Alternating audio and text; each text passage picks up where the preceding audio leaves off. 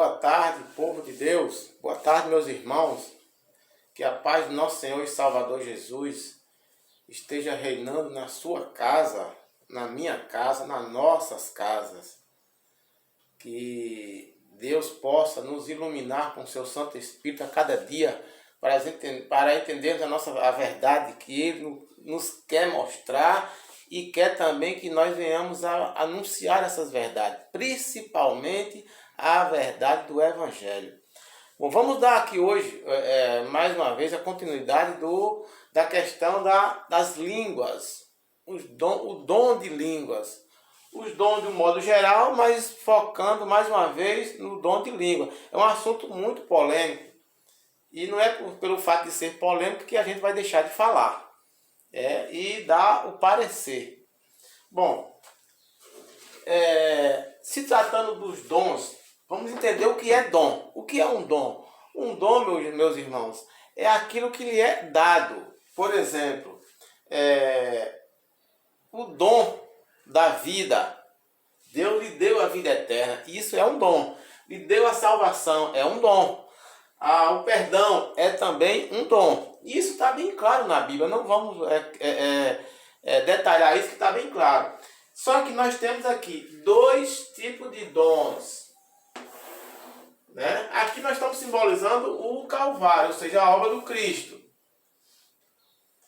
Cristo deu esses dons aos homens. Quando ele morreu e ressuscitou, todos esses dons ficou garantido para toda a humanidade. Ou seja, toda a humanidade tem o dom da salvação, do perdão, da vida eterna, da reconciliação. Ou seja, você já está salvo. Você que está me ouvindo aí, me vendo, você está salvo, seus pecados foram perdoados. Mas isso aqui tudo é dom. Mas existe também os dons do Espírito Santo, que vamos focar aqui também. Olha, que é o nosso assunto aqui. Qual foi a primeira manifestação que se tem conhecimento de Deus com relação às línguas? Está lá escrito em Gênesis capítulo 11. Na Torre de Babel, a Bíblia diz, está lá escrito, que Deus desceu e deu aos homens ali línguas diferentes, com o objetivo ali era para que eles não se entendessem, para que o objetivo do inimigo não continuasse, que era construir a torre. Então, naquela circunstância ali, as línguas que Deus colocou nos homens era com o objetivo de que eles se separassem em grupos conforme o entendimento de cada grupo, para que não viesse a ter uma só língua e continuasse a Torre de Babel. Esse era o objetivo. Mas tem as três grandes manifestações divinas com relação às línguas. Uma foi lá em Gênesis 11, já citou aqui. A outra grande manifestação também com relação às línguas, a manifestação divina com relação às línguas, foi em Atos capítulo 2. Lá em Atos capítulo 2, nós temos ali o relato de que o Espírito Santo ali derramou sobre os homens e deu a ele dom de língua, para que eles falassem para os outros que estavam ouvindo, falassem o quê? Qual é o objetivo desse dom de língua dado pelo Espírito Santo? É anunciar os dons que o Cristo já nos deu, ou seja, anunciar a salvação. A segunda manifestação divina com relação às línguas foi lá em Atos capítulo 2. Só que em Atos capítulo 2, nós temos ali o cumprimento de parte de uma profecia que está escrito lá em Joel capítulo 2, que diz que lá que Deus nos últimos dias derramaria o seu Espírito Santo sobre os homens. Mas ali que se refere aos homens, é claro que é aos homens crentes, não é todo homem não. No caso do dom do Espírito Santo, não. Esses dons aqui foi dado a todos. Embora o povo não tenha conhecimento desses dons aqui, o povo não tenha conhecimento desses dons, a maioria, mas eles têm a salvação. Eles podem até perdê-la, mas tem. Mas o dom do Espírito Santo é dado só ao que crê aqui. Todo aquele que tem conhecimento dessa verdade aqui e aceita, crê, aí sim recebe os dons do Espírito Santo. Bom, ali em Joel, ali em Atos capítulo 2, é parte do cumprimento de uma profecia. Lá em Joel capítulo 2 afirma o quê? Que nos últimos dias derramaria o Espírito Santo sobre os homens e eles profetizariam, falavam língua, iam curar e tal, e assim por diante. Bom, uma parte dessa profecia se cumpriu lá. Por que uma parte? Porque lá em Joel capítulo 2, esse derramamento do Espírito Santo é simbolizado por duas chuvas. A chuva temporã, que eram as primeiras chuvas na planta, se referindo à plantação, e a última chuva referindo-se às últimas chuvas referindo à plantação também, que era chamada chuva serôdia. Quando o povo plantava, vinham as primeiras chuvas para o grão nascer, crescer, germinar e tal, até um certo ponto, chamava-se essas as chuvas temporã. E as chuvas serôdia eram as últimas chuvas que faziam o grão amadurecer para a colheita. Então, ali de Joel cumpriu a primeira parte da profecia, ou seja, ali em Atos capítulo 2, cumpriu a primeira parte da profecia de Joel, que era a chuva temporã. Ali estava iniciando a plantação do Evangelho através da igreja apostólica. Então, falta se cumprir ainda a terceira grande manifestação de Deus com relação às línguas. A primeira foi lá em Gênesis capítulo 11, a segunda foi lá em Atos capítulo 2, e para os nossos dias agora, falta o derramamento do Espírito Santo para falarmos línguas e tal, fazer tudo que está escrito lá nos últimos dias agora, que é o final da obra, ou seja, a colheita das almas. Então, as três manifestações divinas com relação às línguas foi essa. Falta uma, a chuva serôdia, o derramamento do Espírito Santo com relação a isso. Bom, mas nós temos também três manifestações malignas com relação às línguas. Também, não devemos esquecer que, se referindo ao Espírito Santo, ele dá aos homens o dom de profecia, de poesia, o dom de línguas, o dom de escrever e o dom de cantar. Alguns dos dons, né? Só que o espírito do engano, ele também dá esses mesmos dons aos seus ministros. Assim como Deus dá esses dons, o Espírito Santo dá esses dons ao ministro de Deus, o espírito do maligno também, que tem os seus ministros também, ele dá também esses mesmos dons. Só que ele dá esses dons fazendo o povo acreditar que esses dons é do Espírito Santo. Mas como é que se pode saber se realmente o dom que você está usando, se é dado pelo Espírito Santo ou dado pelo Espírito do engano? Conforme o que você vai falar. Bom, as três manifestações malignas com relação ao dom de língua, a primeira foi em 1700, e estou falando isso após a cruz.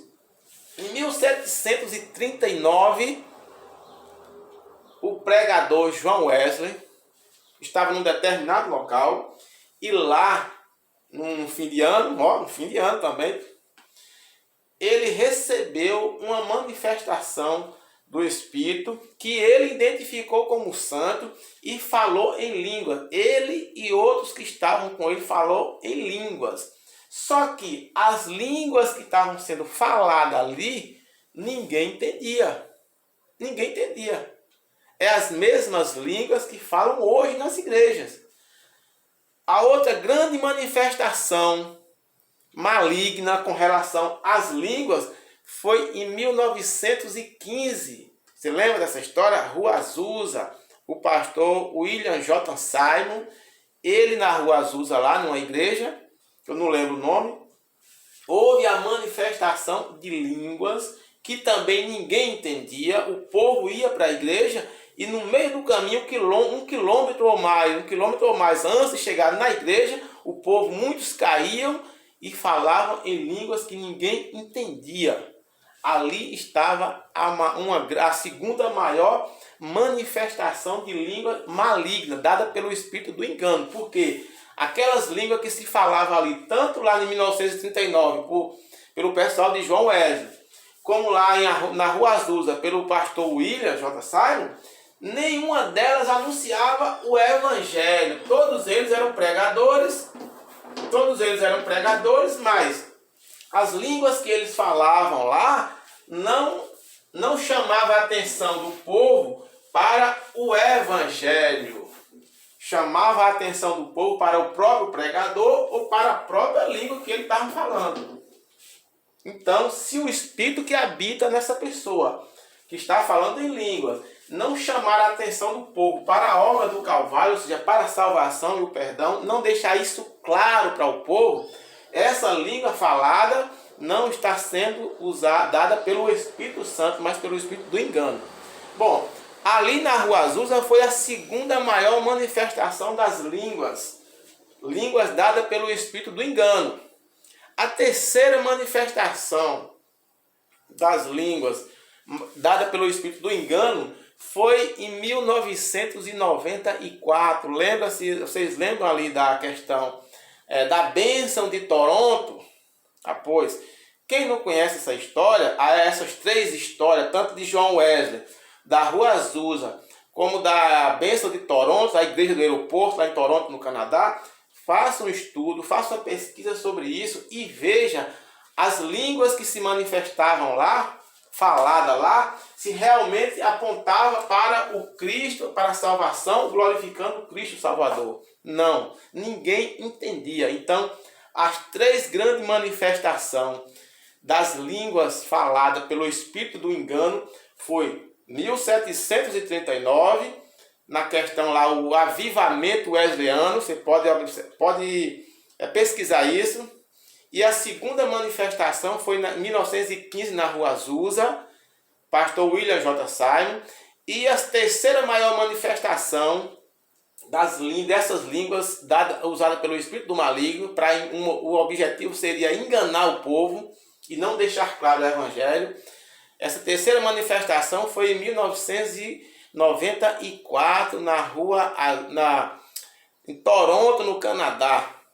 Inclusive um dos pastores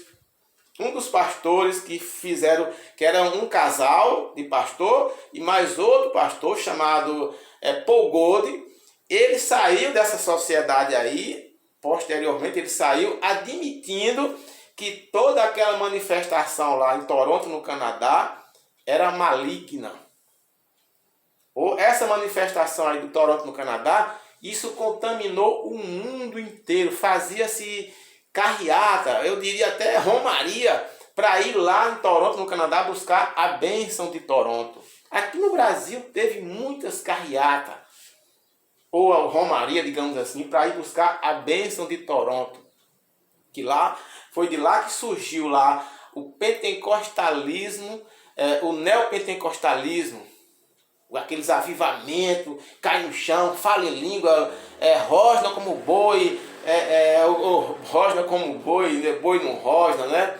Mas aquelas manifestações animalescas, tá tudo lá na questão da bênção de Toronto, que não tem nada a ver com o Espírito Santo. O objetivo de todas aquelas línguas ali não era para chamar a atenção do povo, do mundo, né? Não era para chamar a atenção do mundo para o Evangelho, e sim para qualquer outra coisa, ou seja, para desviar. O objetivo ali era desviar a atenção do povo do Evangelho e não chamar a atenção para o Evangelho. Então, por isso que as línguas são malignas. E a sua igreja, irmão, e você, irmão, vocês falam em línguas. Essa língua que você fala na sua igreja, que o seu ministro fala, essa língua aí, ela deixa para você, para o povo, a clareza da salvação, a clareza do perdão? Não deixam. Então, essa manifestação maligna, essa manifestação do Espírito aí, é do Espírito do engano. Está lá em Coríntios 4,4, dizendo que o Deus desse século cega o entendimento das pessoas para que eles não vejam o Evangelho, que é a imagem de Cristo, a glória de Deus. Então, qualquer manifestação de Espírito, seja ele qual for, se não tiver o objetivo, se não mostrar para você, meu irmão, a clareza da salvação, a clareza do perdão da vida eterna, para que o Cristo seja glorificado, então esse Espírito que está operando nesse ministro não é o santo. Esse ministro consciente ou inconsciente, ele não está a serviço do Cristo Salvador. E de pregar o Evangelho, essa é a ordem.